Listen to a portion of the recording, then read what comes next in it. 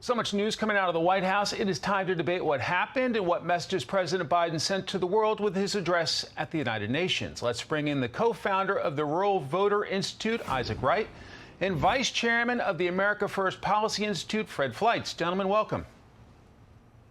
It's good to be here. So President Biden spent a whole lot of time at the UN going after Russia and Vladimir Putin by name. Permanent member of the United Nations Security Council invaded its neighbor, attempted to erase a sovereign state from the map. Russia has shamelessly violated the core tenets of the United Nations Charter. President Putin has made overt nuclear threats against Europe. Fred, was that effective?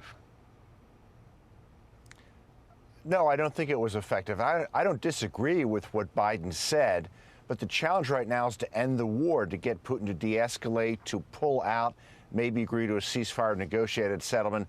This is going to push Putin in the other direction. This was an opportunity for Biden to push for a massive international effort to bring about a negotiated settlement. I think Biden thinks that the billions of dollars of military aid we're providing to Ukraine will continue indefinitely, or maybe Putin's going to lose. Maybe he will lose, but I'm worried this will be an extended war which will result in Ukraine being destroyed through attrition and Russian missiles. I think it was really a missed opportunity. Putin's acting like a desperate guy, threatening to use nuclear weapons. Isaac, what do you make of the president's efforts at the UN today?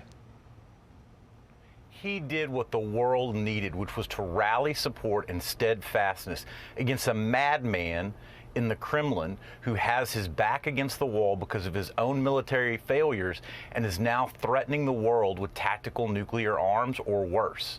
This is a time when we have to stand up. We can't simply step in and negotiate away parts of a sovereign nation invaded by a madman in order to reach a false peace.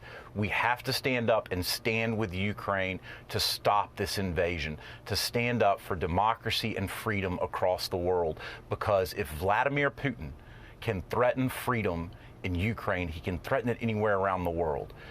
Joe Biden stood up for American values today on the world stage. The president also spent some time on the U.S. rivalry with China. Let's play it. Let me be direct about the competition between the United States and China. As we manage shifting geopolitical trends, the United States will conduct itself as a reasonable leader. We do not seek conflict. We do not seek a Cold War. We do not ask any nation to choose between the United States or any other partner. Should he have been tougher with Beijing, Fred? China's not a competitor, it's an adversary. It is an existential threat to freedom around the world, to our security, to our economy, and Biden is once again playing down the threat from China, not facing up to the severe human rights violations in China. I think the leaders in Beijing must have been laughing themselves silly that they were getting away with such a soft treatment by the President of the United States after what they're doing in the South China Sea, flying planes over Taiwan, planning to invade Taiwan. I was really stunned at the soft treatment Biden gave to China. Isaac, what do you make of Russia and China skipping the speech?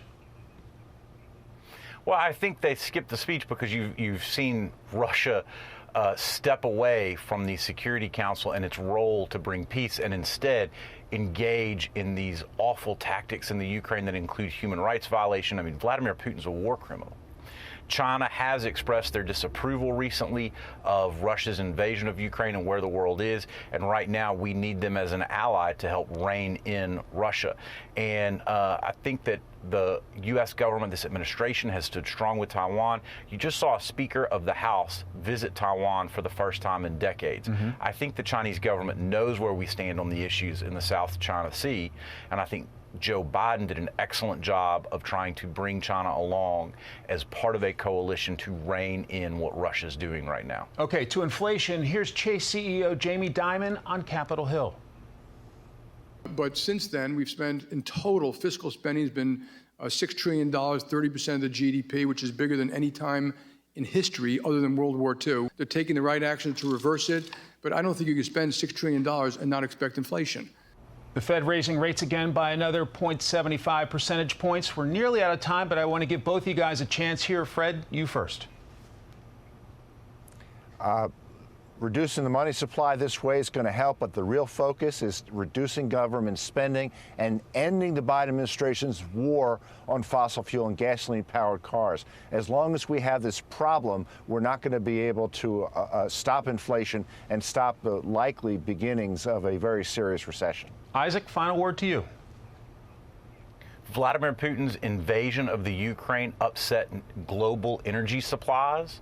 This is a problem at his doorstep. This is part of the reason why we have to stand strong as a country with Ukraine and resolve it. The Fed may be dosing out what seems like painful medicine now, but I've been on this program before where we all decried the threat that inflation was to America. We should stand up with the economists at the Fed who are helping to try to use every tool in the toolbox to fight inflation and make our economy better in the long run. Isaac Wright, Fleitz, gentlemen, thanks very much.